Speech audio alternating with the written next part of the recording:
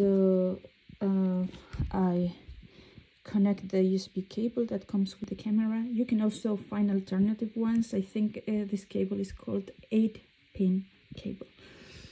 And you connect it, and then you press the power button.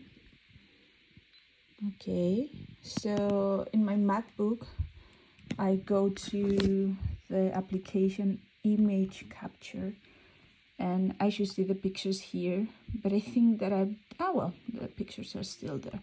So let's see, I take this one, I drag it to the desktop, and then I see the picture.